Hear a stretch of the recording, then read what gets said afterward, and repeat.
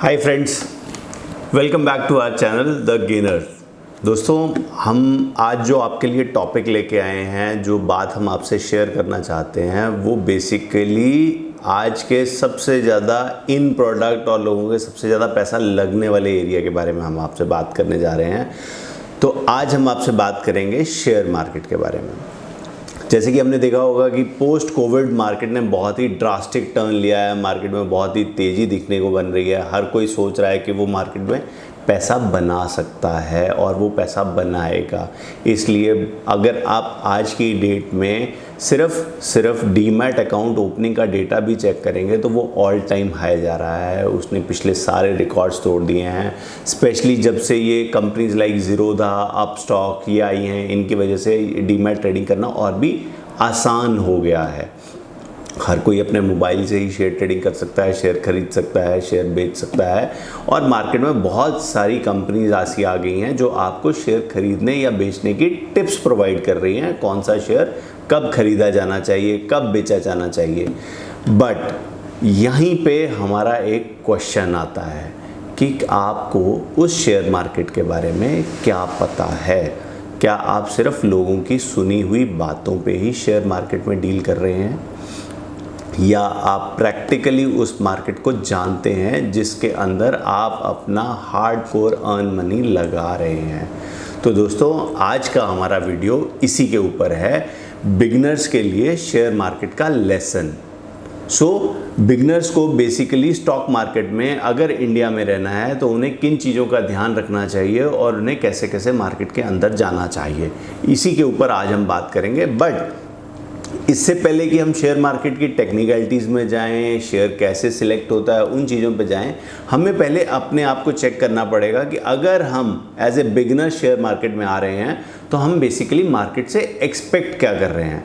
उसके कुछ सिनेरियोज़ हैं, कुछ फंडामेंटल्स हैं, हम उन्हें चेक करेंगे और देखेंगे कि हमें मार्केट में जाना भी चाहिए। क्या हमारी ज़रूरत हमें मार्केट में जाने को कह भी रही है, या हमारे गोल्स बिना मार्केट में जाके अचीव हो रहे हैं। इन सब चीज़ों पे आज हम बात करेंगे। तो चलिए हम अपने बढ़ते हैं अपने आज के टॉपिक की तरफ, शेयर मार्केट क्लासेस। दोस्तों, हम धीरे धीरे इन क्लासेस के ऊपर सीरीज़ लेके आएंगे और आपको बताते रहेंगे। आगे आगे हम जाएंगे तो जैसे जैसे ये मार्केट और भी ज़्यादा टेक्निकल होती है, हम भी आपको इसके टेक्निकल नो हाउ बताते रहेंगे। लेकिन आज हम सबसे पहले चेक करेंगे इस मार्केट के बेसिक फंडामेंटल्स, जो हमारे लिए बहुत ज़रूरी होते हैं इससे पहले कि हम मार्केट में एंटर करें। तो चलिए बात करते हैं सबसे पहला, रिस्क और रिटर्न। दोस्तों, जैसे कि हम बात करते हैं, मार्केट के अंदर बहुत सारे इंस्ट्रूमेंट्स अवेलेबल हैं जिनमें कि आप इन्वेस्ट कर सकते हैं। पीपीएफ, एफडी, पोस्ट ऑफिस, उसके बाद mutual fund, share market, bonds और जाने क्या क्या। इसमें बहुत ऑप्शन है, बहुत बड़ा मार्केट है। लेकिन आपकी रिटर्न की एक्सपेक्टेशन क्या है, आपका रिस्क एपेटाइट क्या है, उस रिटर्न को पूरा करने के पीछे आपका ऑब्जेक्टिव क्या है।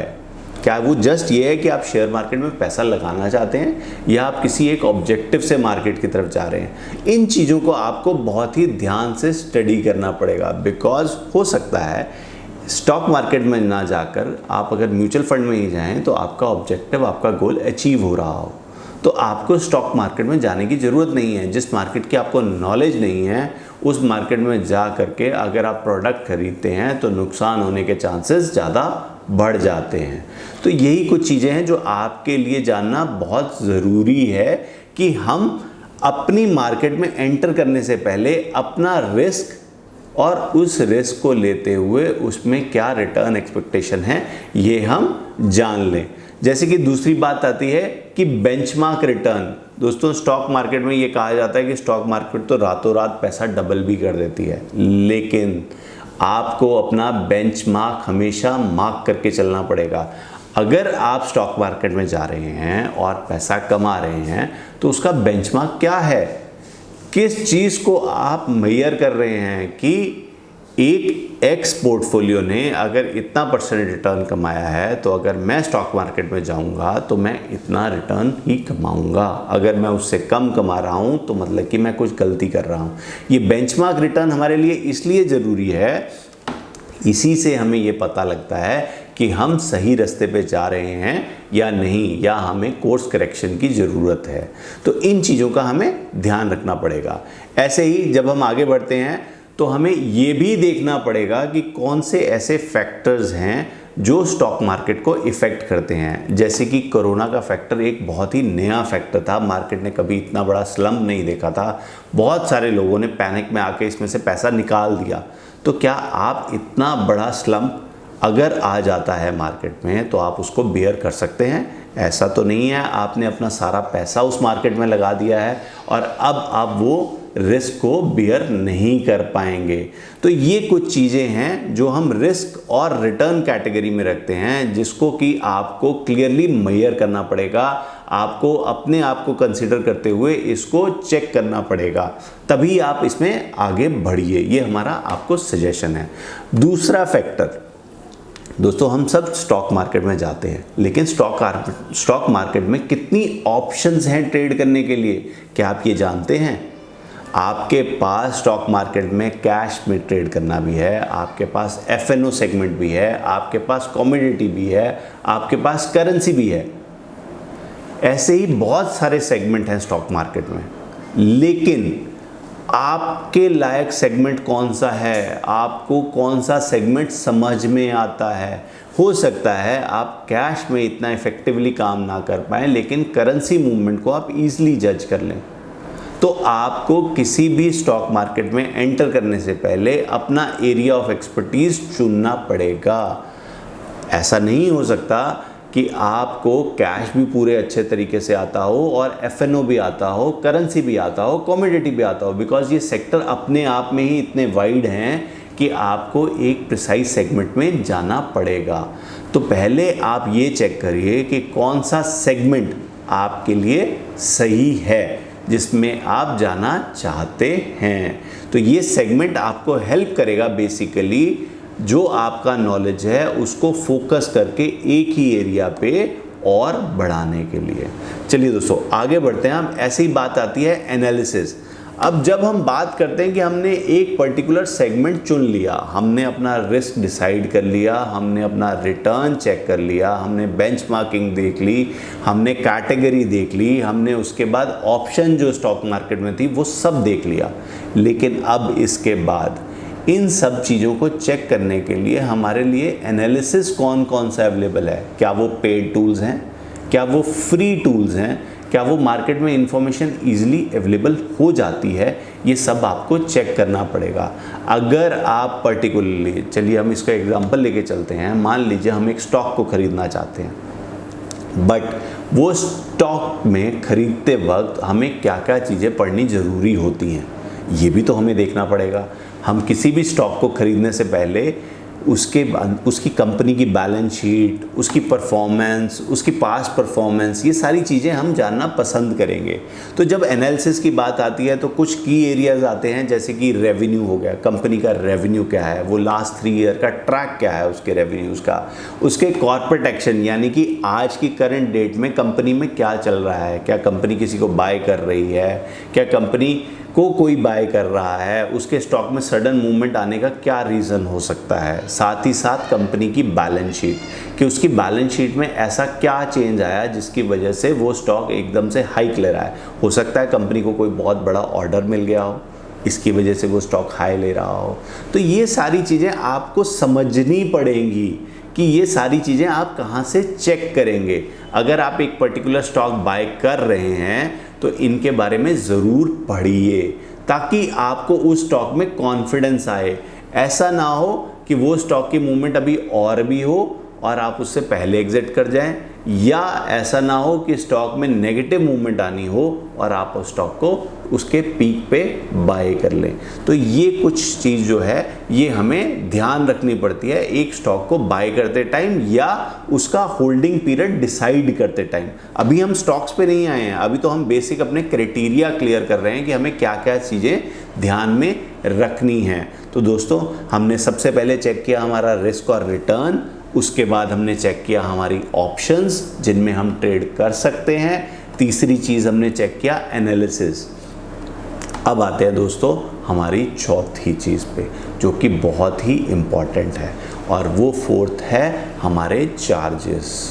दोस्तों हमारे पास मार्केट में बहुत सारी ऐप्स हैं जो ये कहती हैं कि हम फ्री डीमैट देते हैं। वो फ्री डीमैट तो देते हैं, बट क्या डीमैट के अंदर ट्रेडिंग भी फ्री है? उस ट्रेडिंग के कितने चार्जेस लगते हैं, डे ट्रेडिंग में क्या चार्जेस लगते हैं, और अगर आप डिलीवरी ले लेते हैं किसी स्टॉक की तो क्या चार्जेस लगते हैं। लेकिन वहीं पे अगर आप फ्यूचर एंड ऑप्शंस में चले जाते हैं तो आपको लॉट साइज का चार्ज क्या पड़ता है। ये सब चीज़ें आपके लिए जानना बहुत ज़रूरी है, बिकॉज एक शेयर लेते टाइम सिर्फ और सिर्फ शेयर का प्राइस मैटर नहीं करता है, उस शेयर के साथ उसके एडिशनल एक्सपेंडिचर भी मैटर करते हैं। आपको वो एक्सपेंडिचर बीच में कैलकुलेट करने पड़ते हैं सो दैट आप उसके टोटल वैल्यू पे आ सके, नेट वैल्यू टू यू जब आपने उसको बाय किया, सो दैट सेलिंग के टाइम पे आपको पता हो कि आप अपना कितना मार्जिन उस स्टॉक में क्रिएट करना चाहते हैं। एक ये होता है। दूसरी चीज़ होती है मार्जिन। आपने अगर आप स्टॉक मार्केट में डील करते हैं तो आपने ये देखा होगा कि आपको जो भी डिपॉजिटरी प्लेयर होता है वो आपको मार्जिन दे देता है आपके स्टॉक के अगेंस्ट। दोस्तों मार्जिन मिलना तो बहुत अच्छी बात है, लेकिन वो मार्जिन के ऊपर वो आपसे क्या इंटरेस्ट चार्ज कर रहा है, इसे भी समझना बहुत ज़रूरी है।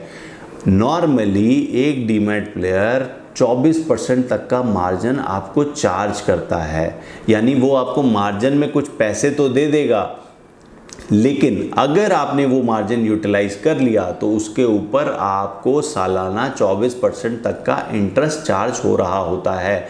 उससे आपकी स्टॉक की बाइंग वैल्यू हर रोज बढ़ रही होती है, लेकिन हो सकता है कि स्टॉक के जो एक्चुअल वैल्यू है वो मार्केट में उतनी तेज़ी से ना बढ़ रही हो। तो ये चीज़ें आपको हेल्प करती हैं डिसाइड करने में कि आपको वो स्टॉक रिटेन करना है या उसको सेल करना है। ऐसे ही तीसरी चीज़ आती है कि आपको एक पर्टिकुलर स्टॉक खरीदने के बाद, क्योंकि अब थोड़ा चेंजेस आ चुका है, स्टॉक खरीदने के बाद आपको अपने डीमैट अकाउंट में कितना मार्जिन चाहिए सो दैट आप उससे आगे अपनी ट्रेडिंग कंटिन्यू कर सकें। इस तरह की चीज़ें आपको पता करना इसलिए ज़रूरी है ताकि आप एक लूप में ना फंस जाएं जिसके कारण आपका शेयर स्टक हो जाए और आप सेल परचेज ना कर सकें। तो दोस्तों यहाँ पे हमने 4 बेसिक चीज़ों का ध्यान दिया जो कि हम एक स्टॉक मार्केट में जाने से पहले ज़रूर समझेंगे, उसके बाद ही हम अपना पैसा लगाएंगे। चलिए आगे बढ़ते हैं। अब हमारे 2 मेन क्वेश्चंस आते हैं यहाँ पे। उसमें पहला है कि what I want from the market. हमें बेसिकली मार्केट से चाहिए क्या? क्या हम सिर्फ उस नोशन में मार्केट में जा रहे हैं कि लोगों ने पैसा कमाया है, झुनझुनवाला ने पैसा कमाया है, वॉरेन बफेट ने पैसा कमाया है तो हम भी पैसा कमाएंगे? लेकिन दोस्तों उसके पीछे उनकी मेहनत, उनकी इन्फॉर्मेशन बहुत हाई थी। क्या आप भी उतना टाइम डिवोट कर सकते हैं मार्केट के लिए? अगर नहीं तो अपने डिसीजन को दोबारा सोचिए। अगर आप मार्केट में आना भी चाहते हैं तो भी कुछ बेसिक चीज़ों का ध्यान ज़रूर रखें ताकि आपका पैसा रिस्क पे ना जाए। दूसरी चीज़ दोस्तों जो कि हमारे इस वीडियो की सबसे आखिरी चीज़ है लेकिन बहुत ही इम्पॉर्टेंट चीज़ है, लेकिन दोस्तों उससे पहले मैं ये कहना चाहूँगा अगर आपको हमारा ये वीडियो पसंद आया तो प्लीज़ हमें लाइक सब्सक्राइब करें और बेल आइकन को ज़रूर दबाएं सो दैट हमारे आगे आने वाले वीडियोज़ के बारे में आपको पता लगता रहे। चलिए दोस्तों वापस आते हैं हमारे इस वीडियो की सबसे आखिरी लेकिन सबसे इम्पॉर्टेंट एस्पेक्ट की तरफ। जब भी आप स्टॉक मार्केट में जाते हैं आपको अपने इमोशंस को प्रैक्टिकलिटी से अलग करना ही पड़ेगा। आप ये नहीं कर सकते कि किसी शेयर के साथ आपका इमोशनल अटैचमेंट है, उस कंपनी के साथ आपका इमोशनल अटैचमेंट है, इस करके आपने वो शेयर को होल्ड करके रखा है। बिकॉज हर एक शेयर अपना पीक बनाता है और वापस आता है, तो आपको डिसाइड करना पड़ेगा, आपको प्रैक्टिकल होना पड़ेगा कि कब आपको एक शेयर को बेच देना है या निकाल देना है और उसकी जगह पे नया शेयर खरीदना है, because share market is always about churning your money. आप एक शेयर लेके सालों साल उसमें नहीं बैठ सकते, वो नहीं है शेयर मार्केट। तो इन चीज़ों का आप ध्यान रखिए और इसी सीरीज़ में आगे हम आपको और डिटेल में बताएंगे कि आपको शेयर कैसे लेने चाहिए। Thank you, God bless you.